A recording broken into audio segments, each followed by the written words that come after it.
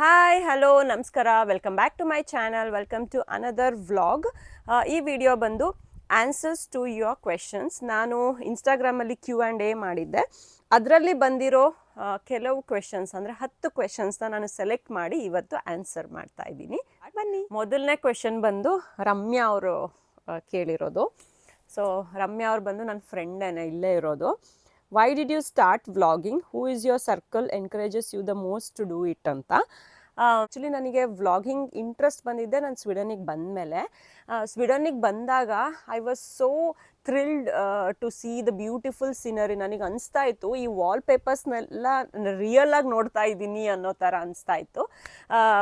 ಆಮೇಲೆ ಎವ್ರಿ ಸೀಸನ್ಗೂ, ಪ್ರತಿ ಸೀಸನ್ಗೂ ಬದಲಾಗುವಂಥ ಈ ನೇಚರು, ಆ ಬ್ಯೂಟಿನ ಎಲ್ಲರಿಗೂ ತೋರಿಸ್ಬೇಕು ಅಂತ ನನಗೆ ಅನಿಸ್ತಾ ಇತ್ತು.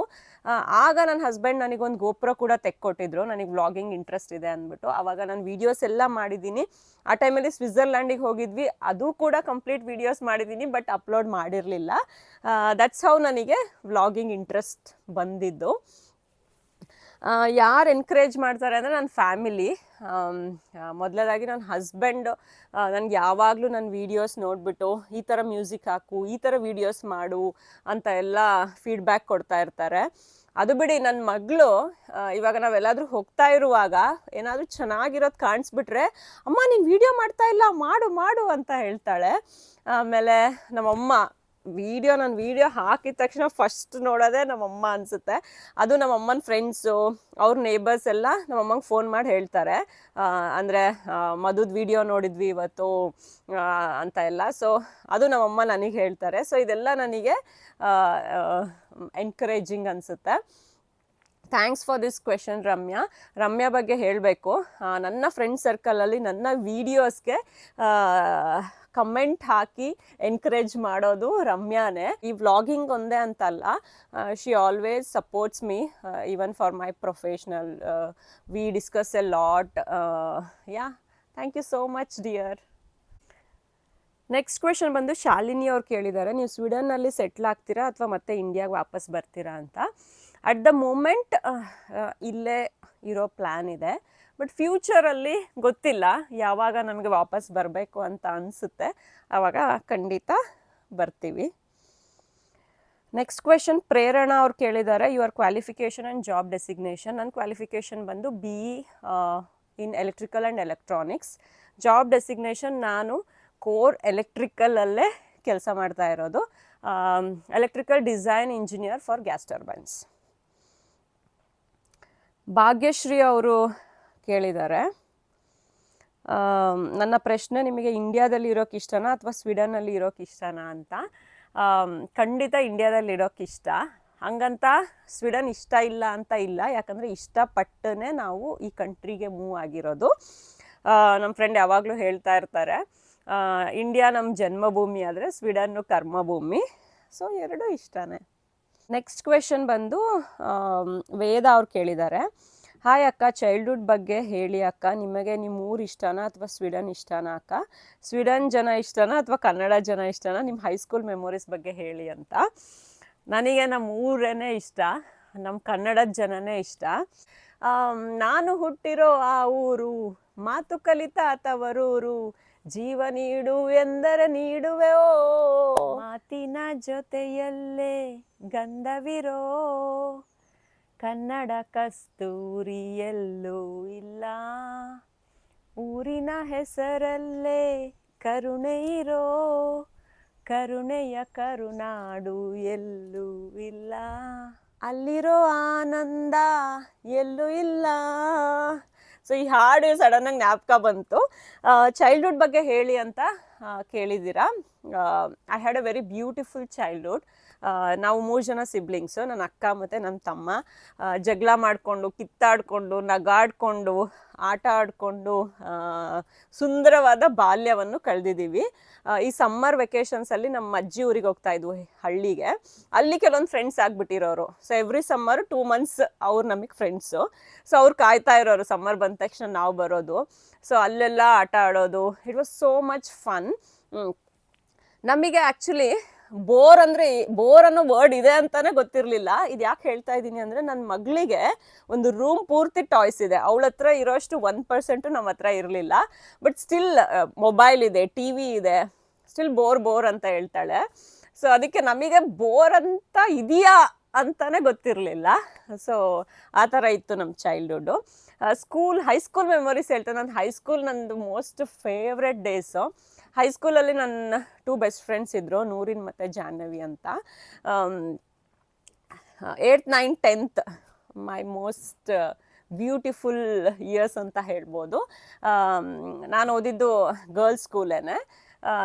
ಮೆಮೊರಿ ಅಂದರೆ ಒಂದು ಸಡನ್ನಾಗಿ ಜ್ಞಾಪಕ ಬರ್ತಾ ಇರೋದು ಹೇಳ್ತಾ ಇದ್ದೀನಿ. ನನಗೂ ನಮ್ಮ ಅಕ್ಕಗೂ 2 years ಡಿಫ್ರೆನ್ಸ್ ಇದ್ರೂ ನನ್ನನ್ನು ಬೇಗ ಸ್ಕೂಲಿಗೆ ಹಾಕ್ಬಿಟ್ಟಿದ್ರು. ಸೊ ಹಾಗಾಗಿ 1 ವರ್ಷ ಡಿಫ್ರೆನ್ಸು.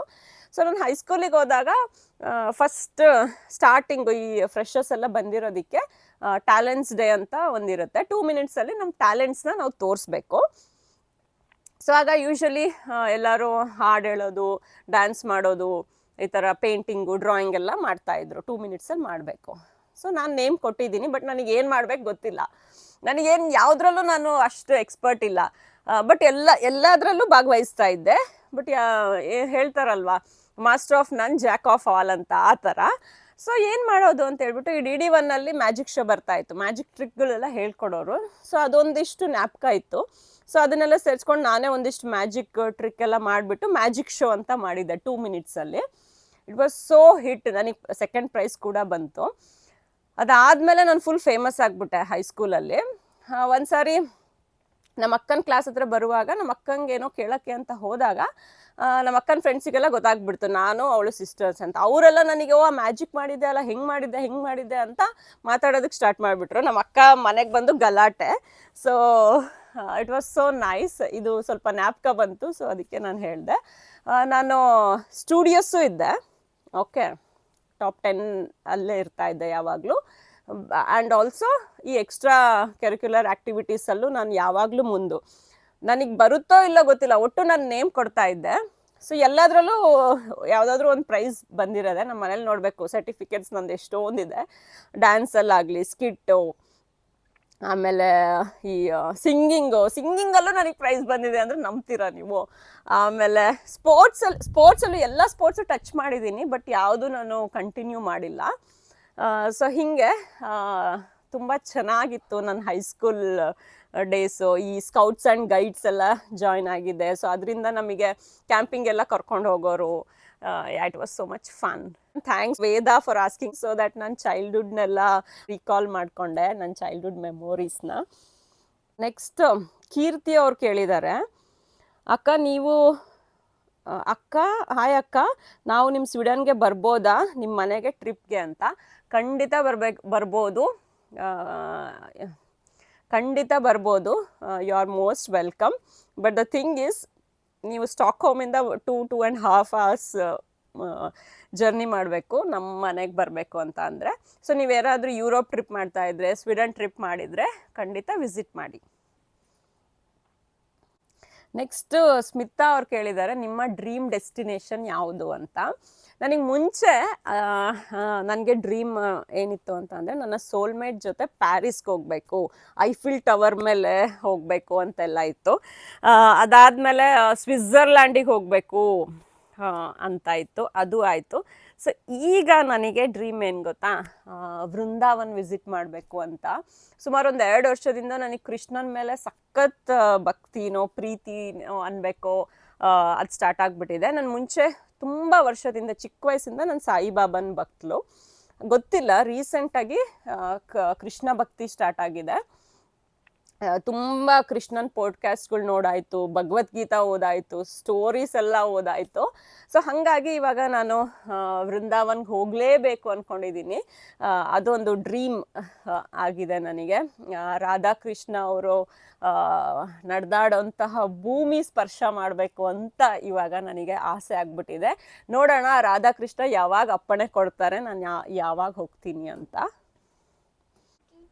ಸೊ ನೆಕ್ಸ್ಟ್ ಕ್ವೆಶನ್ ಬಂದು ವಿನಯ್ ಅವ್ರು ಕೇಳಿದ್ದಾರೆ, ನೀವು ಓದಿರೋ ಸ್ಕೂಲ್ ಆ್ಯಂಡ್ ಕಾಲೇಜ್ ಮತ್ತು ನಿಮ್ಮ ಹಸ್ಬೆಂಡ್ ಅಂತ.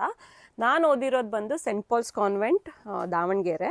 LKG to 10th standard ನಾನು ಸೇಮ್ ಕಾಲೇಜ್ ಓದಿರೋದು. ಅದಾದಮೇಲೆ PU ಬಂದು ಚೇತನ್ ಕಾಲೇಜ್. ಆಮೇಲೆ ಇಂಜಿನಿಯರಿಂಗ್ ಬಂದು UBDT college of engineering Davanagere. ನನ್ನ ಹಸ್ಬೆಂಡ್ ಓದಿರೋದು ಬಂದು ರಾಜೀವ್ ಗಾಂಧಿ ಇನ್ಸ್ಟಿಟ್ಯೂಟ್ ಆಫ್ ಟೆಕ್ನಾಲಜಿನಲ್ಲಿ ಇಂಜಿನಿಯರಿಂಗ್ ಮಾಡಿದ್ದಾರೆ, ಮೆಕ್ಯಾನಿಕಲ್ ಇಂಜಿನಿಯರಿಂಗಲ್ಲಿ. ಶ್ರೀನಿವಾಸ್ ಅನ್ನೋರು ನಿಮ್ಮ ಸ್ಯಾಲರಿ ಎಷ್ಟು ಅಂತ. ಸ್ಯಾಲರಿ ಬಗ್ಗೆ ಈ ರೀತಿ ಓಪನ್ನಾಗಿ ಹೇಳ್ಬೋದಾ ನನಗೆ ಗೊತ್ತಿಲ್ಲ. ಸ್ವೀಡನ್ನಲ್ಲಿ ಎಲ್ಲರಿಗೂ ಅಷ್ಟೇ ಆಲ್ಮೋಸ್ಟ್ ಸ್ಯಾಲ್ರಿ ಬರುತ್ತೆ, ನೀವು ಕಂಡಿಡ್ಕೊಂಡು ಬಿಡ್ಬೋದು. ಯಾಕಂದರೆ ಇಲ್ಲಿ ಬ್ಯಾಂಡ್ ಇರುತ್ತೆ, ಏರಿಯಾಗೆ ತಕ್ಕಂತೆ ಬ್ಯಾಂಡ್ ಇರುತ್ತೆ. ಫಾರ್ ಎಕ್ಸಾಂಪಲ್ ನಾವಿರೋ ಏರಿಯಾಗೆ ಒಂದು 10 ವರ್ಷ ಎಕ್ಸ್ಪೀರಿಯನ್ಸ್ ಇರೋರಿಗೆ 40,000 to 50,000 ಕ್ರೋನ್ಸ್ ಅಂತ. ಸೊ ಮಿನಿಮಮ್ 40 ಇರುತ್ತೆ, ಮ್ಯಾಕ್ಸಿಮಮ್ 50 ಇರುತ್ತೆ. ಇಷ್ಟರೊಳಗೆ ಅವ್ರ ಸ್ಯಾಲ್ರಿ ಇರುತ್ತೆ. ಎಕ್ಸಾಂಪಲ್ ಕೊಡ್ತಾ ಇದ್ದೀನಿ. ಸೊ ಸ್ಟಾಕ್ಹೋಮ್ಗೆ ಹೋದರೆ ಅದು ಸ್ವಲ್ಪ ಬ್ಯಾಂಡ್ ಜಾಸ್ತಿ ಆಗಿರುತ್ತೆ ಹಾಗೆ. ಸೊ ನನಗೆ ಡೀಸೆಂಟ್ ಸ್ಯಾಲ್ರಿ ಬರ್ತಾ ಇದೆ ಸ್ವೀಡನ್ನಲ್ಲಿ. ಎಷ್ಟು ಬರುತ್ತೋ ಅಷ್ಟು. I am very grateful for that what I am getting, because ನಾನು ಯಾವತ್ತೂ ಅಂದ್ಕೊಂಡು ಇರಲಿಲ್ಲ ನನಗೆ ಇಷ್ಟು ಸ್ಯಾಲ್ರಿ ನಾನು ತಗೋತೀನಿ ಅಂತ. ನಾನು ಇಂಜಿನಿಯರಿಂಗ್ ಓದುವಾಗಲಿ ಇಂಡಿಯಾದಲ್ಲಿ ಕೆಲಸ ಮಾಡ್ತಾ ಇರುವಾಗಲಿ. ಇನ್ನೊಂದು ಕ್ವೆಶನ್ ಕೇಳಿದ್ದಾರೆ, ನಿಮ್ಮ ಫಸ್ಟ್ ಕಂಪನಿ ಯಾವುದು, ನೀವು ಮಾಡಿರೋ ಫಸ್ಟ್ ಜಾಬ್ ಯಾವುದು ಅಂತ. ಆ್ಯಕ್ಚುಲಿ ನಾನು ಇಂಜಿನಿಯರಿಂಗ್ ಮುಗಿಸಿದ ಮೇಲೆ ಬೆಂಗಳೂರಿಗೆ ಜಾಬ್ ಹುಡ್ಕೋಕ್ಕೆ ಅಂತ ಬಂದಾಗ ತುಂಬ ಸ್ಟ್ರಗಲ್ ಮಾಡಿದ್ದೀನಿ. Only I know that. So ಆ ಟೈಮಲ್ಲಿ ಈ ಥರ ನಮಗೆ ಫೋನಲ್ಲಿ ಮ್ಯಾಪ್ ಹುಡ್ಕೋದಾಗಲಿ, ಫೋನಲ್ಲಿ ಕೆಲಸ ಹುಡ್ಕೋದಾಗಲಿ ಇರಲಿಲ್ಲ. ಸೊ ನಾವು ಎವ್ರಿ ಟೈಮು ನಾವು ಜಾಬ್ ಒಂದು ಇಂಟರ್ವ್ಯೂ ಅಥವಾ ನೋಡಬೇಕು, ಜಾಬಿಗೆ ಅಪ್ಲಿಕೇಶನ್ ಹಾಕಬೇಕು ಅಂದರೆ ಇಂಟರ್ನೆಟ್ ಕೆಫೆಗೆ ಹೋಗಬೇಕು. ಕೆಫೆಗೆ ನಾವು ಪೇ ಮಾಡಿ 1 hour ಅಲ್ಲಿ ಅಪ್ಲೈ ಮಾಡಿ ಮತ್ತೆ ನೆಕ್ಸ್ಟ್ ಡೇ ಏನಾದರೂ ಬಂದಿದೆಯಾ ನೋಡೋಕ್ಕೂ ಕೂಡ ಕೆಫೆಗೆ ಹೋಗಿ ನೋಡಬೇಕಿತ್ತು. ಈ ಥರ ಸ್ಮಾರ್ಟ್ ಫೋನ್ಸ್ ಎಲ್ಲ ಇರಲಿಲ್ಲ. ಆಮೇಲೆ ಇವಾಗ ಇಂಟರ್ವ್ಯೂಗೆ ಹೋಗ್ಬೇಕಂದ್ರೂ ನಾವು ಮ್ಯಾಪ್ ನೋಡ್ಕೊಂಡು ಹೋಗೋ ಹಾಗಿರಲಿಲ್ಲ. ಬಸ್ಸಲ್ಲಿ ಹೋಗಿ ಒಂದು ಸ್ಟಾಪಿಗೆ ಇಳಿದು ಅಲ್ಲಿಂದ ಕೇಳಿಕೊಂಡು ಕಂಪನಿಗೆ ಹೋಗಿ ಇಂಟರ್ವ್ಯೂಗೆ ಹೋಗಬೇಕಿತ್ತು. ಈ ಥರ ಸುಮಾರು ಇಂಟರ್ವ್ಯೂಸ್ ಕೊಟ್ಟಿದ್ದೀನಿ ನಾನು. ಆ್ಯಕ್ಚುಲಿ ನಾನೊಂದು ಡೈರಿನಲ್ಲಿ ಬರೆದಿಟ್ಟಿದ್ದೆ ಎಷ್ಟು ಇಂಟರ್ವ್ಯೂಸ್ ನಾನು ಕೊಟ್ಟಿದ್ದೀನಿ ಅಂತ. ಸೊ ಯಾವುದು ಕ್ಲಿಕ್ ಆಗ್ತಾ ಇರಲಿಲ್ಲ. It was so hard time, bad luck ಇತ್ತು ನನಗೆ ಆ ಟೈಮಲ್ಲಿ ಅಂತ ಅನಿಸುತ್ತೆ. ಸೊ ನಾನು KPTCLಲ್ಲಿ ಈ ಅಪರೆಂಟೈಸ್ ಅಂತ ಅಪ್ಲೈ ಮಾಡ್ತಾರೆ. ಸೊ ದಟ್ ನಾನು ಎಲೆಕ್ಟ್ರಿಕಲ್ ಮಾಡಿರೋದ್ರಿಂದ ವಿ ಕ್ಯಾನ್ ಲರ್ನ್ ಸಮಥಿಂಗ್ ಅಂತ. ಸೊ ನನ್ನ ಬ್ಯಾಡ್ ಲಕ್ಕಿಗೆ ಅದನ್ನು ಕೂಡ HRD ಡಿಪಾರ್ಟ್ಮೆಂಟಲ್ಲಿ ಕೊಟ್ಟಿದ್ದಾರೆ ನನಗೆ. ಓ ಗಾಡ್, ಅಲ್ಲಿ ಕಲಿಯೋಕ್ಕೇನೂ ಇಲ್ಲ. Just you have to be like a assistant to the ಯಾರವರು ಅಸಿಸ್ಟೆಂಟ್ ಇಂಜಿನಿಯರ್ ಯಾರೋ ಇರ್ತಾರಲ್ಲ ಅವರಿಗೆ. ಅಲ್ಲಿ ಒಂದು 4 ತಿಂಗಳು ನಾನು ಮಾಡಿದ್ದೀನಿ. ಸೊ ಅದು ಏನು ಗೊತ್ತಾ, ಸ್ಯಾಲ್ರಿ ಯಾರೋ ಒಂದು ಕ್ವೆಶನ್ ಇತ್ತು, ನಿಮ್ಮ ಫಸ್ಟ್ ಸ್ಯಾಲ್ರಿ ಏನು ಅಂತ. ಸೊ ನನ್ನ ಫಸ್ಟ್ ಸ್ಯಾಲ್ರಿ ಇದನ್ನೇ ಹೇಳಬೇಕು, ಅದು 2,800 ರೂಪಾಯಿ ಕೊಡ್ತಾಯಿದ್ರು ಸ್ಟೈಫಂಡ್ ಅಂತ. ಸೊ ಅದನ್ನು 3 ತಿಂಗಳು ಕೊಟ್ಟಿಲ್ಲ, 3 ತಿಂಗಳು ಸೇರಿಸ್ಬಿಟ್ಟು ನಮಗೆ ಈ ಕ್ಯಾಶಲ್ಲಿ ಎನ್ವಲಪಲ್ಲಿ ಹಾಕಿ ಕೊಟ್ಟಿದ್ರು. That was my first salary.